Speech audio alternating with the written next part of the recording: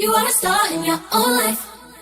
Hi, people of the interweb. Welcome to my channel. My name is Ukachi Agnes, and in this video, you must learn how to make a headband wig. Very compulsory DIY style. And you guys know that I am the queen of headband wigs. Headband wigs are so amazing. You don't have to consider like buying a closure. Just get a good band and you're good to go. Okay, so let's get right into it.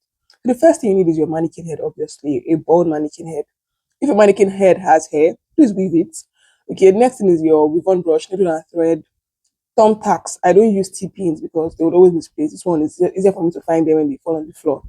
Your white eyeliner, guys, white pencil, white, and then scissors, your wig cap, and your tape rule. We'll see what we're going to the tape rule for. And most importantly, your headband, because it's a headband wig we are making. Okay, so guys, this is my mannequin head. Go ahead and put your cap on your mannequin head, and then we're going to take our tape rule and just pin it at the top of our mannequin head. Just pin it at the top, guys, because this is very important.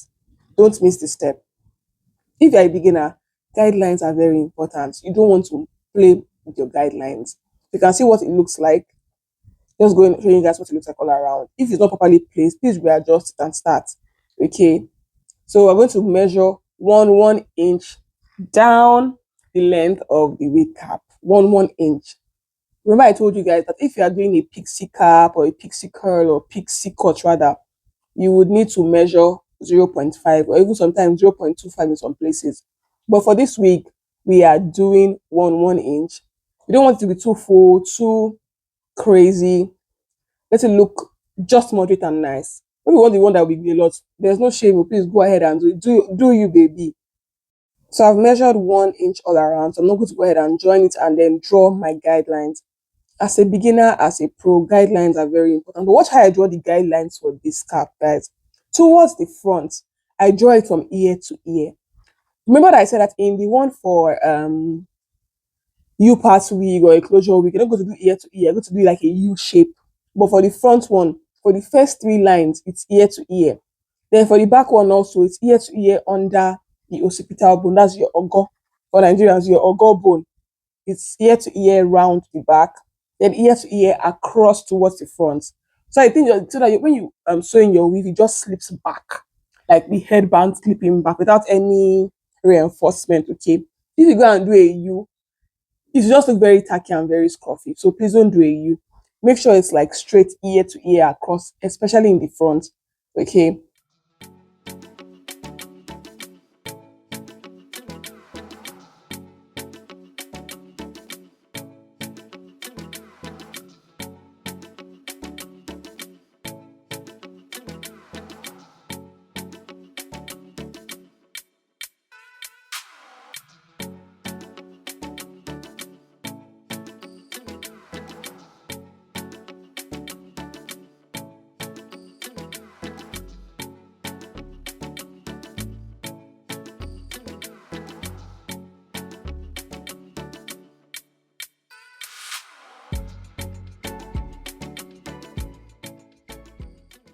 and finally, for this part in the front where the thick band joins the wig cap, we are going to sew one there. So that front is three lines, one on that front line, and then one, and then two behind it that go ear to ear across.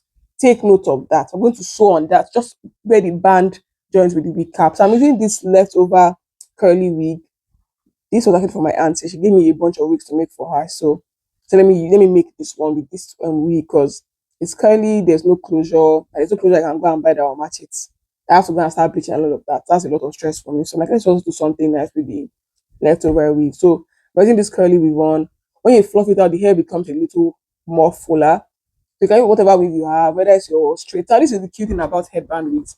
Headband wigs give you a chance to do styles that actually don't, in quote, match your texture.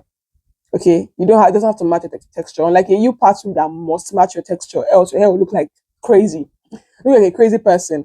So this one gives you the chance to do hairstyle that don't match your texture because there's a band that like gives you that seamless look. I don't know if you guys understand what I'm saying.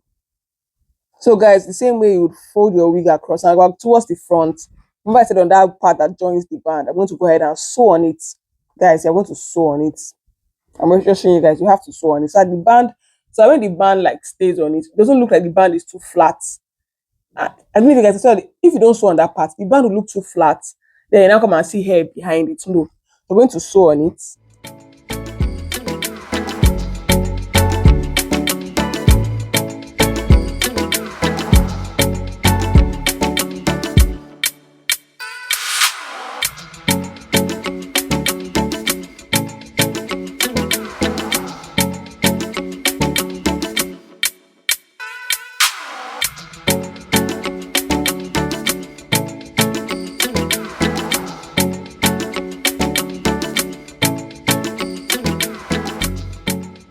And now we're done sewing the weave on the band. So next thing is for us to what? Attach the headband. I'm showing you guys the 360.